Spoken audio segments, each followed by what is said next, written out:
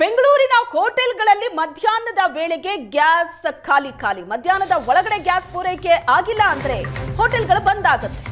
Hotel ಬಂದ್ ಮಾಡದೆ ಬೇರೆ ದಾರಿ ಇಲ್ಲ ಅಂತ ಮಾಲೀಕರು ಹೇಳ್ತಾ ಇದ್ದಾರೆ. ಈಗ ಎಲ್ಲವೂ ಕೂಡ ಸಿಲಿಂಡರ್ ಮೇಲೇನೆ ಡಿಪೆಂಡ್ ಆಗಿದೆ. ಕೆಲವು ಬೇಕರಿಗಳಲ್ಲಿ ಇಷ್ಟು ದಿನ ಇದ್ದಂತಹ ವ್ಯವಸ್ಥೆ ಏನಿತ್ತು ಅದನ್ನ ತೆಗೆದು ಈಗ ಸಿಲಿಂಡರ್ಗೆ ಶಿಫ್ಟ್ ಆಗಿದ್ದಾರೆ.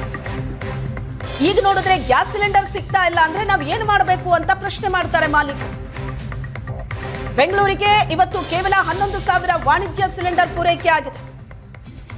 22,000 ಗ್ಯಾಸ್ ಸಿಲಿಂಡರ್ ಬೇಡಿಕೆ ಇರೋದು, ಅರ್ಧದಷ್ಟು ಮಾತ್ರ ಪೂರೈಕೆ ಆಗಿದೆ. ಹೋಟೆಲ್ಗಳು ಬಾಗಿಲು ಹಾಕಬೇಕಾದ ಸ್ಥಿತಿ ಇದೆ ಅಂತ ಮಾಲೀಕರು ಹೇಳ್ತಾ ಇದ್ದಾರೆ. ಹೋಟೆಲ್ ಬಂದ್ ಮಾಡದೆ ನಮಗೆ ಬೇರೆ ದಾರಿ ಇಲ್ಲ ಅಂತ ಹೋಟೆಲ್ ಮಾಲೀಕರು ಹೇಳ್ತಾ ಇರೋದು.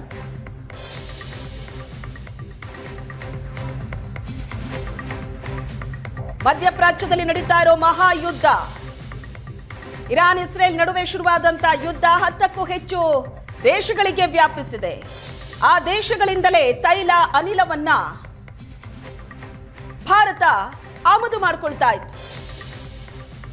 ಆದ್ರೆ ಎಲ್ಲವೂ ಕೂಡ ಸ್ಟಕ್ ಆಗಿದೆ.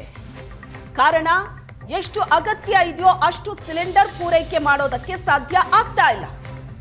22,000 ಸಿಲಿಂಡರ್ ಬೇಕು ಅಂದ್ರೆ 11,000 ಮಾತ್ರ ಪೂರೈಕೆ ಆಗಿದೆ. ಹೀಗಾದ್ರೆ ಮಧ್ಯಾಹ್ನದ ಮೇಲೆ ಹೋಟೆಲ್ಗಳನ್ನ ಬಂದ್ ಮಾಡಬೇಕಾಗತ್ತೆ. ಇಡೀ ವ್ಯವಸ್ಥೆಯೇ ಬುಡ ಮೇಲಾಗತ್ತೆ. ಹೀಗಾಗಿದ್ದೆ ಅದು. ಒಂದು, ಈಗಿರುವಂತಹ ಸಿಲಿಂಡರ್ನ ಬೆಲೆ ಕೂಡ ಏರಿಕೆ ಆಗಿದೆ. ಅದರ ಜೊತೆಗೆ ಸಿಲಿಂಡರ್ನ ಅಭಾವ, ಬೇಕಾದಷ್ಟು ಸಿಲಿಂಡರ್ಗಳು ಸಿಗ್ತಾ ಇಲ್ಲ, ಕೊರತೆ ಇದೆ. ಮಧ್ಯಾಹ್ನದ ಒಳಗಡೆ ಅಗತ್ಯ ಇರುವಷ್ಟು ಸಿಲಿಂಡರ್ ಪೂರೈಕೆ ಆಗಬೇಕು.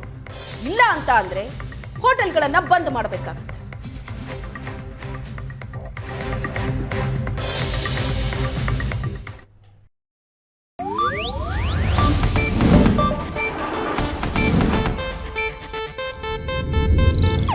ಇದು ಏಷ್ಯಾನೆಟ್ ನ್ಯೂಸ್ ನೆಟ್ವರ್ಕ್ ಪ್ರಸ್ತುತಿ.